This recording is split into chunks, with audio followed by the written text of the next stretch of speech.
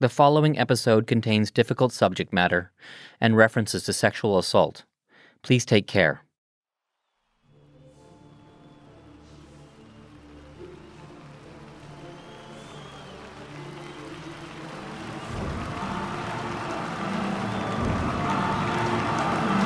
Now, the man of the hour, please, ladies and gentlemen, welcome Peter J. Nygard. Peter Nygard walks onto a stage flanked by a troupe of models. Blue and white dresses flow out behind them. Fireworks explode on a gigantic video screen, and blasts of smoke shoot up as Nygard walks by. The auditorium glows electric blue, his signature color. It's late summer 2018, and Peter Nygard is celebrating the 50th anniversary of his international clothing empire. By this time, he has hundreds of stores and distributors, a headquarters in New York's Times Square, more than 1,500 employees, and more than $200 million in annual sales. But his clothes, they were never high fashion. Nygard stores were found mostly in suburban strip malls, or you could buy his clothes at Dillard's, Costco, or Walmart. They were accessible, reasonably priced, comfortable. You may never have heard of Nygard or shopped there yourself, but chances are you know someone who has. I think his collections are very, very smart. They're the kind of clothes that women want to wear. But one of the reasons why I like Peter Nygard's clothing is that it's not gimmicky. His clothes are very different, and there's a lot of marketing also behind there, and he's quite a showman. And Nygard was a salesman. Here he is in a 1993 interview. People don't buy clothes because they have to buy, and they buy for the excitement of it, for the interest of it. It's like movie industry, you know, it's just exciting, it's glamorous, it's fantasy world, and you have to market that. Nygard's success would make him a celebrated Canadian entrepreneur, a fixture on the list of the nation's richest. In his hometown of Winnipeg, he'd become a household name. There would be his private plane, Enforce, along with operations in LA, New York, Toronto, and Taipei. And eventually, Nygard would build his dream home in the Bahamas. 6 acres of Caribbean paradise, where so many lives would be damaged. For decades, it seemed nothing could stop him, until an unlikely group of Bahamian environmentalists decided they had to try. I'm Timothy Sawa, and this is Evil by Design, Episode 2, Carte Blanche.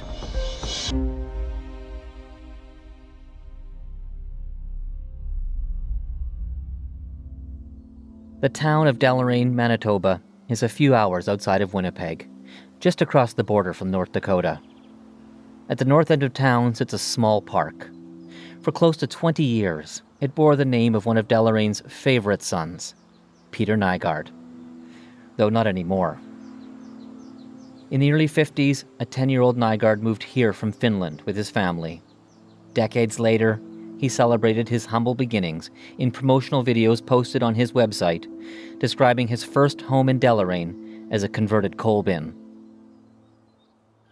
We didn't have running water, we didn't have heat. We lit up a stove that was in the middle of the room. It heated the place, we cooked on it, we had a rusty barrel, we melted snow, we were 40 below zero, going to outdoor toilet somewhere, we slept in one bed, we all sagged in the middle of it, laundry and everything over the kitchen table. We collected bottles to make it... This would be Nygard's origin story, the beginning of his so-called transformation, from rags to riches. Peter Nygard is a blatantly successful entrepreneur. He's made a religion of winning in the marketplace. Nygard attributes much to his Finnish parentage. The spirit of competition was instilled in him, he says, by his poor, hard-working parents who immigrated to Winnipeg when Nygard was a child. Nygard's family soon left Deloraine for Winnipeg, where he grew up, before leaving to attend the University of North Dakota. After returning to Canada, Nygard took a job at a struggling local clothing company. In 1967, in his mid-20s, after saving and borrowing, he became an investor. I gambled my whole life on this deal, going for this, without 1 ounce of training and all by myself. Within a decade, he owned the company, renaming it Tanjay. This was the beginning of Nygard, the empire. When I got in the industry, the post-war baby boom was occurring, and everybody was telling me that half the population is under the age of 25. And, you know, I sort of cleverly figured out if half of them is under 25, the other half must be over 25, you know. And if everybody's going after this, then maybe I should go over the 25. You know? We built that garment for the average 40-year-old who has the average problems of her figure, you know, who tends to get a little heavier on the hips and a little smaller on the top. There's a shape that we'd rather not admit it, but that is our shape. And we face the reality of it. By the late 70s, Nygard was becoming one of the biggest players in the Canadian garment industry. How would you like a limousine in Los Angeles which doubles as an office? And half a dozen Excaliburs for your leisure driving. A little real estate in the Bahamas, perhaps. And a thriving multi-million-dollar business in Canada. Peter Nygard has got these things by using a success formula. He drives himself day in and day out towards one whopper of a goal. If you want to be the best in the world, that's all you can pursue. You can't be all things to everybody. You can take one at a time, you know, and you can really try to get good at it. But if you really want to be one of the top in the world, or tops in North America or something like that, you can't pursue much more than that. As his business fortunes grew, so did the stories about his personal life. In 1979, a documentary profile followed him while he jetted between the Bahamas, LA, and Winnipeg. Look at this hair all over my face. In an early scene, Nygard flirts with a tanned blonde woman who helps him adjust his headband while he gets ready to go sailing. Let me look in your eyes so I can see. Look in your eyes. So you can see. Now a 38-year-old bachelor, his single-minded drive is his entire lifestyle. We see Nygard palling around with celebrities in Los Angeles. Here he indulges his sizable ego by cultivating friends like TV star David Soul of Starsky and Hutch fame. A final scene is one of Nygard running along the beach, bare-chested, his long blonde hair streaming out behind him. You're married to this obsession that you have, this goal that you have. You get a tremendous satisfaction out of training for whatever you train.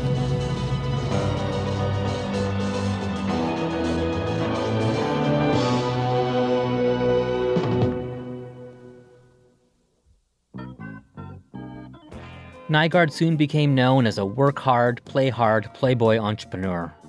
Profiles often mention the fact that he lived at the office, his Winnipeg headquarters housing a bedroom. Reporters wrote of a sectional sofa that transformed into a bed at the flick of a switch, while other switches locked doors, dimmed lights, and piped in romantic music under a mirrored ceiling. Articles from the time outlined his taste in women, and Nygard himself was described as having, quote, Viking Gatsby good looks. For decades, Nygard has tried to capitalize on this image. It was an affordable women's clothing label, but the advertising often featured Nygard himself, muscles bulging and shirt unbuttoned. I'm not from Winnipeg originally, so when I got here, it was hard to miss the stores and what I considered those Soviet-era style posters of Nygard with his arms folded, his golden locks flowing and looking across the horizon. They were freakish, actually. It was very hard to avoid.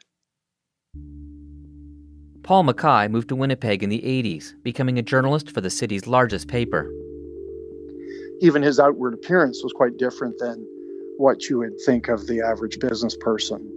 He was certainly more flamboyant and kind of had a pseudo-Fabio thing going on. Winnipeg can be a very small C conservative town, so he certainly stood out in that respect. Even as a newcomer to the city, Paul would soon learn about Peter Nygard's exploits. You would hear stories, gossip about his reputation. Just that he was a ladies' man, and that kind of has a 1960s Rat Pack ring to it.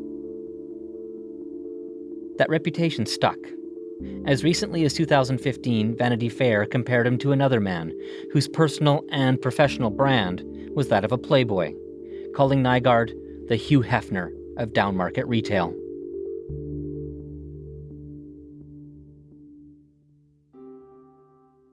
Ever since Nygard burst onto the public stage, his personal image has been carefully crafted. But as I would later learn, even the most insignificant details could be stretched. For example, the daughter of the Nygard's landlord from the 1950s disputed his description of that converted coal bin. She told me the space was actually a heated back kitchen with a pump for running water, and it was never used for coal. But the self-promotional tour didn't stop. Its final destination was Nygard's most celebrated achievement, what he refers to as the eighth wonder of the world.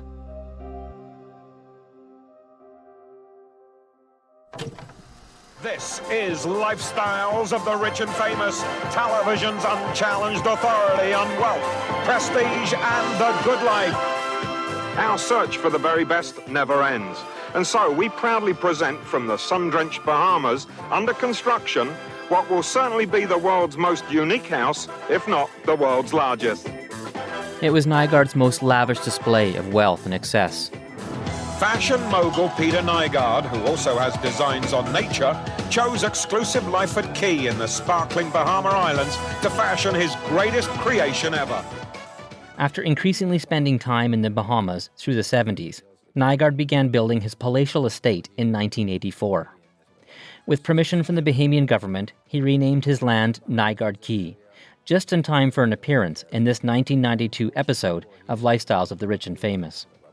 It had been known as Sims Point for the past 400 years. Like Christopher Columbus, whose first taste of the New World was exactly here 500 years ago, Peter discovered the very tip of this island paradise and called it his own. It started with a modest beach house in a 1,000-acre gated community called Lyford Cay. It's considered one of the wealthiest and most exclusive in the world. That original beach house would eventually become the security booth and staff office to the sprawling estate Nygard would go on to design and construct for more than 20 years. We've been living in Winnipeg, 40 below, and I never been to a warm country in my life. And when I had a chance right early in my life, I ended up coming here, and I saw this beautiful place with beautiful water and these beautiful people here, and I said, that's for me. So I always had this dream about building on an island, going from water to water. It was a little wee island when I was young. Then it got bigger and bigger, and I ended up with this biggest house in the world. Here, Nygard and his usual entourage of young women could surround themselves with comfort and luxury. There were volleyball, basketball, and tennis courts, a disco, a 24-seat movie theater, and what he declared was the world's largest sauna. Oh, there's a lot of celebrities that have been coming here. You know, almost every person who comes to the island wants to see this. You know, and most of, I guess, of the famous movie stars. And then we have the rap guys, you know, come over here, and the basketball players, you know, and we have all the church leaders over here, you know, so it goes from everywhere. George H.W. Bush, Michael Jackson, Robert De Niro, and Duchess Sarah Ferguson and Prince Andrew have all spent time at Nygard Cay, as well as countless prominent Bahamians.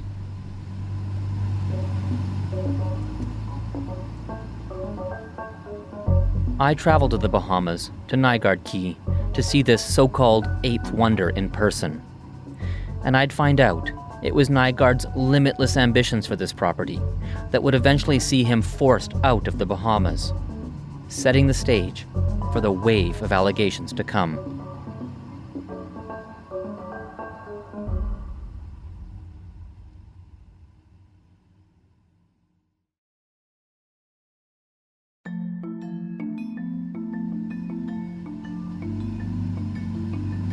One sunny afternoon in February 2020, a colleague and I drove west from the airport in Nassau. The sparkling jewel-like sea pops in and out of view through palm trees and coastal homes. 20 minutes later, we pass through the outer gates of Lyford Cay, on our way to where Nygard built his massive beachside estate. I've seen it several times over the years, from a plane, a drone, and by peeking through the gates. The best view, however, comes by circling it in a boat. We cruise along stunning Old Fort Bay. As we head towards the point, Nygard Cay comes into view. Gigantic stone lions guard Nygard's private seawater-filled lagoon. Mayan-style temples tower behind it. Cabanas made from glass and rock sit in the treetops jutting out over the sea. As we come around the point, we see the beaches. The bluest water laps up on several acres of the whitest sand you'll ever see. If someone built a Disneyland for adults, this is what it would look like. My tour guide today is Joe Darville, a local conservationist who holds the impressive title, Grand Bahama Coastal Waterkeeper. What drives that passion for you about Mother Earth, as you call it? Well, I think because when I grew up on the island, we survived from the land and we survived from the sea. I knew that a long time ago that the archipelagic nation of Bahamas was the most beautiful spot on planet Earth. So what more can I say? I mean, whatever I'm going to do and have to do to safeguard it for my people, I will do it without fear or trepidation. Joe's determination to safeguard the environment would eventually see him at war with Nygard. So when did you first hear the name Peter Nygard? Well, Peter Nygard was not known to me until I found out certain things that he was doing to deprive this beautiful area of what we have here today. While Nygard made himself popular with some Bahamians, he alienated others with what they saw as a blatant disregard for the environment. By dredging the seabed and redirecting the sand, Nygard damaged ecosystems while swelling the size of those beautiful personal beaches. Environmentalists like Joe and Nygard's neighbors on Lyford Cay were outraged. In the past, our authorities have allowed individuals who come from abroad, and even in cahoots with some of our local people, to cordon off all of these beautiful areas that were once open to all Bahamians to enjoy. We saw what Nygard was doing over there on Sam's Point. Within a number of years, he was extending, accreting his land. And then when he saw how beautiful and magnificent it was and how many parties he could have on that beach, then he said, well, you know, I want more sand on my beach. And so in addition to more groins and gabions and so on, out over the seabed, on top of coral reefs and grasses where turtles fed, he did everything possible. Joe Darville took up the legal fight to stop Nygard's environmental abuses, and joining him was Reverend C.B. Moss. He's a local pastor, activist, and conservationist. We interviewed him sitting in the pews of his Nassau church. Mr. Nygard felt that he could have his way in doing what he wanted to do, disregarding the fact that the land that he had accreted belonged to the Bahamian people. And he was not willing to discuss it. He just wanted to have his way. Once we engaged the battle with him, we saw an effort to generate goodwill. He would sponsor sporting activities, cultural activities, and he acted benevolently. And he assisted those who were in need. And people are now realizing that this benevolence was really toward a purpose, a selfish purpose. This public kindness perhaps was a plan to secure the goodwill and support of the community that he would be able to do what he wanted to do. For Reverend Moss and the others, the legal battle against Nygard was long and grueling. We have a good system in law, legalities in the courts in the Bahamas. And so we were able to win every single battle against him. And that raged on for like 6 years almost, with about 25 judicial reviews. Because every time we would win, they would come up with some other concoction in order for us to spend more time, more money to bring action against him.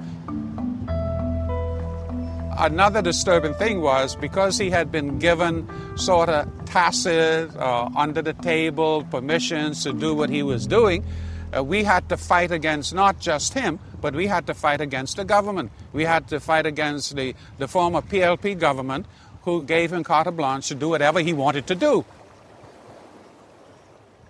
Nygard wasn't your average ultra-rich foreigner in the Bahamas. There are many of those. He gave millions to the Progressive Liberal Party, or PLP, who were in power on and off for a total of 15 years during Nygard's time in the Bahamas. As a permanent resident since 1986, who invested heavily in local politicians, he seemed to expect something in return. Over time, those expectations got bigger and bigger. A whole bunch of them, because even at one particular point in time, Nygard had the gall to write to our Prime Minister and say, you know, I've donated this amount of money. I would say that that's a good amount, wouldn't you? And like one hand should shake the other hand. I mean, you don't do that to government officials, particularly prime ministers in the country. What Joe's talking about is a now notorious letter Nygard sent to Perry Christie, who was a cabinet minister in 1992. In the early 90s, Nygard pledged $45,000 to the PLP, Christie's party. In the letter, sent a couple of years later, he referenced his, quote, significant pledge, and asked for help in officially renaming his expanded property, Nygard Cay. He wrote, quote, obviously this whole world is based on one hand helping the other, and you know that I am prepared to do whatever is in my capacity to help out the Bahamas, and the PLP party, and of course yourself, in any way I can. I'm 78 years old, and I've enjoyed every iota of it. I don't know how long I'm going to be around, but I want to do everything I can to make sure that these beautiful islands, archipelagic nation of the Bahamas, is preserved for Bahamians, inviting people from abroad to enjoy it along with us, but not to come here with deep pockets and think you can buy out our politicians. That has to stop. Perry Christie would later be elected Prime Minister, twice. In 2011, Christie traveled all the way to Winnipeg to attend the wedding of one of Nygard's daughters. Let me first congratulate the bride and groom. In a speech, he says of Nygard, he is a significant personality in the Bahamas, known for his philanthropy, a contributor to those who are in need. Nygard says he later contributed at least $5 million to Christie. There are no campaign financing limits in the Bahamas. Through his representatives, Nygard denies all accusations of political corruption. When I called Christie for his response, he said there was nothing untoward about his relationship with Nygard. I've spent 43 years in public life. There's no equivocation about my commitment to integrity. And so I just want to be able to say it clearly and as strongly as I possibly can to you.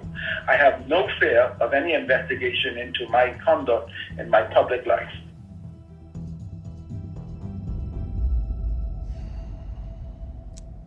They were giving him a get-out-of-jail-free card. I mean, the PLP to this day will say that we never succumbed to Nygard's corruption offers to us.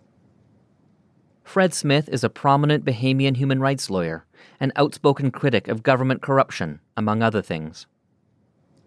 I'm quite an activist in the Bahamas on the rule of law, human rights, environmental issues. So I was seduced into this environmental organization.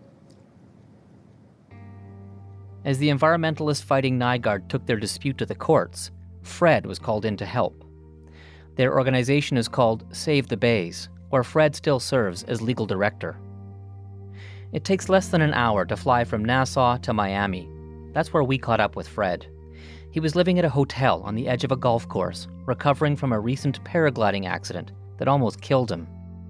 He broke both of his feet and his back in 2 places, but nothing, it seems, would slow him down.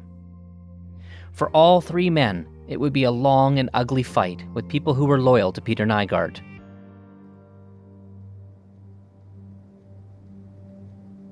It got nasty enough for Mr. Nygard, according to our allegations, to hire very dangerous men to kill us. And, we eventually launched a case in the Bahamas. In that lawsuit, 2 men swore that Nygard had hired them as hitmen. Those claims have not been tested in court. In a separate incident, Fred also says 9 men accosted him just across the bay from Nygard Cay. The attack was so violent, they broke through the windshield of Fred's car. Fred Smith wasn't the only Bahamian who felt targeted. Reverend Moss, again. We were threatened, our office was broken into, our car was firebombed. But my vehicle was parked at the front of my home. It was about 2 o'clock in the morning, and my daughter was up for some reason, and she saw a vehicle slowly driving by, and she became suspicious, and she kept an eye on it, and the vehicle came back, and 2 individuals got out and threw an incendiary device on the car, and the car went up in flames, and they drove off. We managed to extinguish it because my daughter was actually on the scene. And it was frightening, but it didn't deter us because we believe that we just had to go through with what we were going through because it was of such great importance to the Bahamian people. And in addition to that, we were not going to be intimidated. Nygard denies any involvement in or knowledge of those kinds of attacks. But no matter who was behind them, the onslaught against the conservationists was two-pronged: physical intimidation and public smear campaigns. I mean, the abuse was virulent on the radio, on the TV, in the press, in social media. You know, in the Bahamas, when you go against the government, you become public enemy number one, basically, especially if the opposition isn't that strong or powerful. And it was quite weak at the time. They had these huge rallies up and down Bay Street, sometimes 2,000 or 3,000, 4,000 people with banners about Fred Smith and Reverend Moss and Joe Darville. And you see, the Bahamas being such a small place, it can get very frightening as well when you whip up crowds who have no idea who Fred Smith or Joe Darville are, but you just whip up this energy against them, and then it has the effect of ostracizing them from a lot of society. Through it all, Fred says one man was crucial in their fight against Nygard: Louis Bacon. An American billionaire and former hedge fund manager, Bacon is a director of that environmental group, Save the Bays.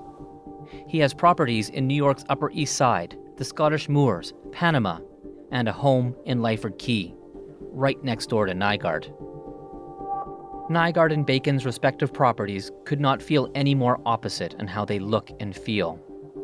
You've already heard about Nygard Cay. In contrast, Bacon's property is subdued and simple. His pride and joy appears to be a perfectly manicured croquet pitch, where you can imagine guests playing a quiet game on a Sunday afternoon. Like Nygard, however, Bacon is litigious. What began as a feud over a shared driveway and Nygard's raucous parties has turned into at least 10 years of litigation, involving dozens of legal actions all around the world.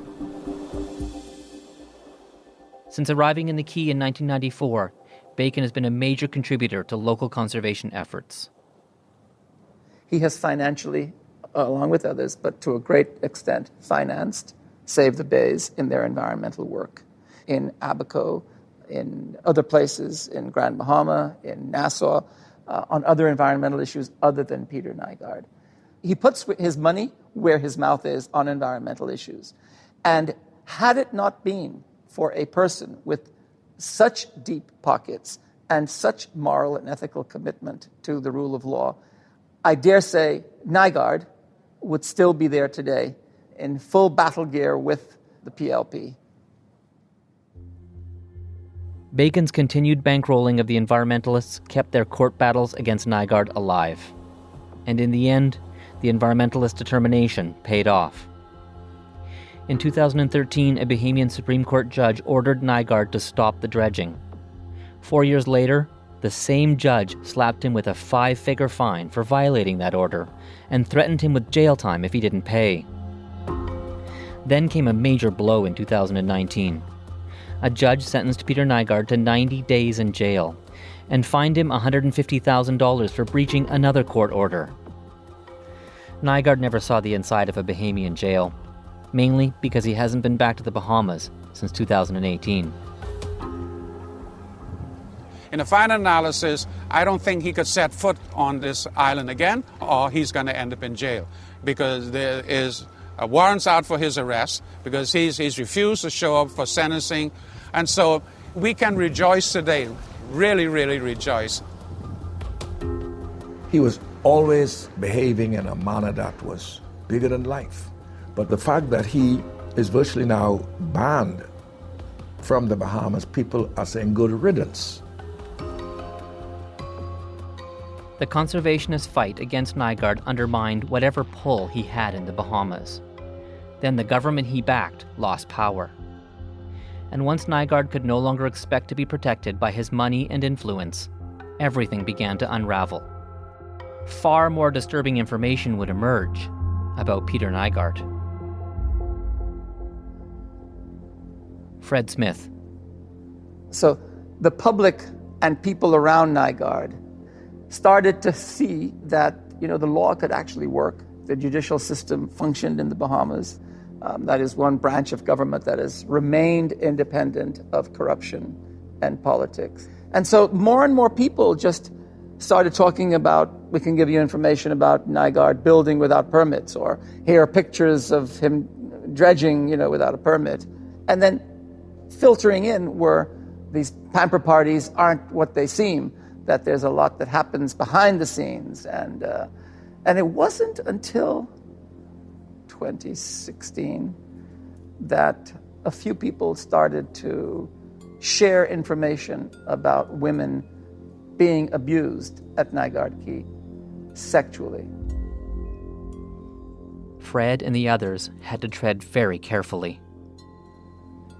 Mr. Nygard has in the past tended to set up sting operations or tried to create situations where he would entrap a lawyer or an investigator or someone with false information. And if they went to use it, to then show, this is further evidence of the conspiracy against me. And so we were very careful initially in speaking with any of these informants about what they were sharing with us. And it became very important to actually hear it from, the victims themselves about what was happening. Fred and other Bahamian lawyers started collecting the stories of a growing number of young women who said they'd been raped by Nygard. So many came forward that Fred, with Louis Bacon's help, decided to create an organization to support them. Many of these women joined the class action lawsuit filed in early 2020, suing Nygard for rape and human trafficking. And dozens more signed on. Among the Jane Does are several so-called girlfriends. The lawsuit alleges these were women who were paid for sex, companionship, and servitude out of the Nygard company's payroll, and that Nygard coerced some of them into having sex with politicians, police officers, and business associates for his own gain. But because some plaintiffs got support from Fred and Louis Bacon, Nygard and his representatives had a counterclaim to all of the allegations. That all of the women are lying, and this is all a vast conspiracy funded and organized by Louis Bacon to destroy Nygard's reputation. This is Jay Prober, Nygard's lawyer. The allegations are completely false. They'll be vigorously defended. They are part of a vicious and malicious conspiracy which has been going on for about 10 years against Nygard by his enemies. The survivors we've spoken to who are part of the lawsuit deny this and are looking forward to their day in court. Although Fred Smith and others may have won their battle over the environment, the allegations of rape and sex trafficking point to an even bigger problem. The Bahamas is my home. I hate to speak ill of my home, but I have been doing so for 43 years now in the field of human rights and environmental rights. It's a piratical, opportunistic society going back to the years of the pirates and then the rum running and then the drugs and then notwithstanding, the beautiful hotels and everything. The Bahamas is a very poor country and corruption is endemic, it is ubiquitous, and it is rife in the Bahamas. Worse still, the whole social acceptance that, sex tourism is okay, that sex with young girls is okay. You know, we're fighting human trafficking and we're fighting sex tourism. And this would be a really good opportunity for the Bahamas to purge itself of a lot of these horrific, embedded social mores.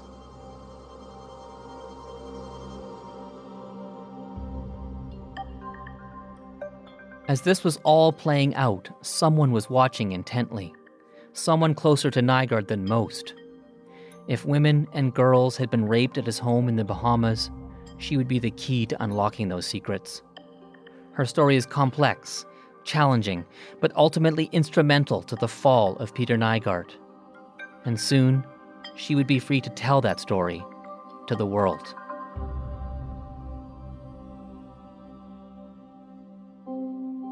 Coming up.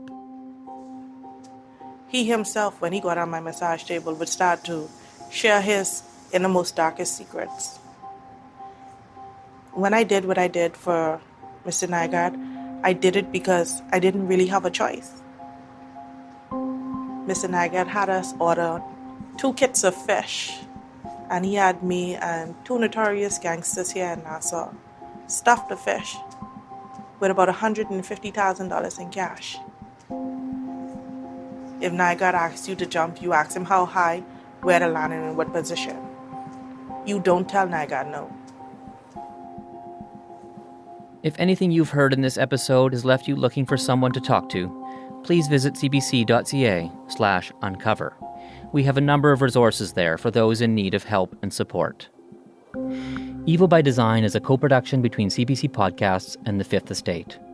You can find The Fifth Estate's latest documentary, Peter Nygard, The Secret Videos, on YouTube.